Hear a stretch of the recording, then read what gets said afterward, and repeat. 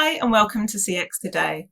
I'm Susie Harrison, Senior Content Editor, and today I'm delighted to be joined by Remer Nasif, who is Managing Director of Strategy at OneMagnify. So welcome, Remer, and thank you for joining me.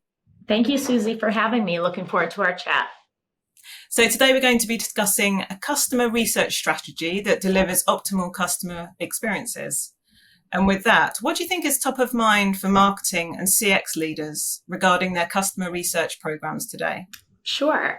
So within customer research, the most important question that our clients ask themselves is, who is our customer? Kind of why are they buying our brand and service over others, or why are they not?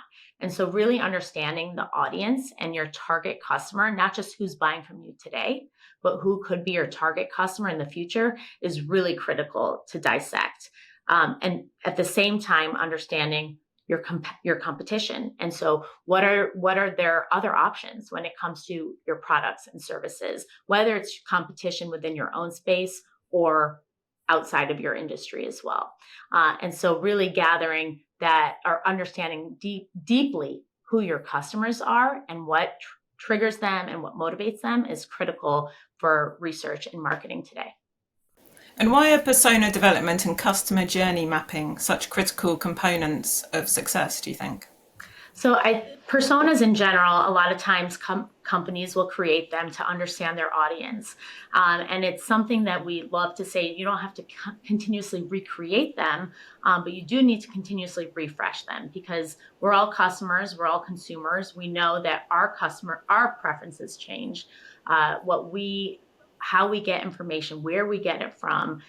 There's new competitors in the landscape, and there's a lot of changes just in terms of what customers are experiencing and what they want from a brand. And so personas help really create that image and that understanding of who your audience is so that you can really get to the heart of what triggers them to purchase, what triggers them to move from the awareness stage where they become aware of your brand to then hopefully consider your brand for purchase and consider your products and services. And so understanding your persona and what they experience and what triggers them to buy, what matters to them is really important in creating that customer journey together.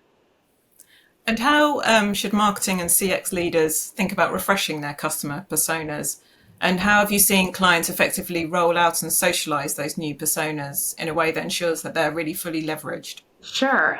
So personas, as I mentioned, and as you just mentioned, should be refreshed. They shouldn't just sit on a shelf and they shouldn't just be created once because they are supposed to evolve as you introduce new products, new services, again, as your new competitors join the landscape. And it's not just competitors where you think you're direct competitors, but really anything that your customers can spend their time, their attention, and their money on is a competitor in a way to your space. So you're competing for that share of wallet.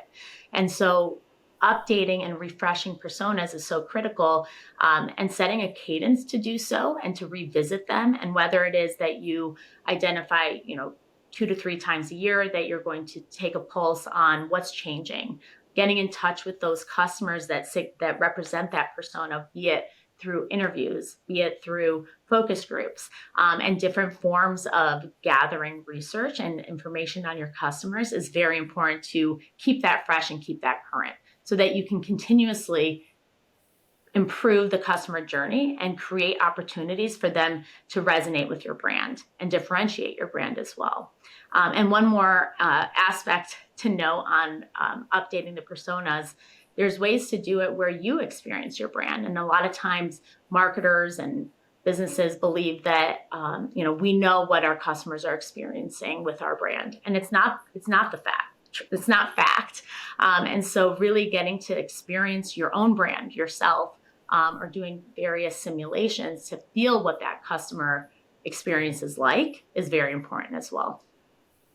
I always think it's very useful to put this theory into action and hear about the use cases. So can you tell us about a project that you've worked on at OneMagnify that's been really special to you and Sure. why that's been the case? Sure. So there's a a couple that really come to mind, and one kind of piggybacks on what I just said regarding customer simulations. And so a client of ours in the automotive space was launching a new service and really wanted to get that service out there. And their objective was to increase, obviously the take rate of this service with their customers. And it was a new service. There was low brand awareness. And the channel in which they were operating in, there was very little training and information on how to work with the customers to deliver this service well. And so what we did, instead of just doing research on what are competitors doing and how does the non-modern or non-innovative version of this service perform, we went out and actually simulated that. And so we portrayed being customers, and we truly were customers in this case, but to really document everything from the initial booking of the service through the communication, text notifications, how that interaction was in person, which is really hard to ascertain by just doing desktop research. And so understanding and uncovering the layers of that experience and that customer experience was so critical to provide those insights on how to improve that service. Where there were downfalls of or opportunities to improve communication. Like as a customer, I really wanted more communication on the booking process, or I really didn't understand kind of what happened after the service took place and what the next steps would be.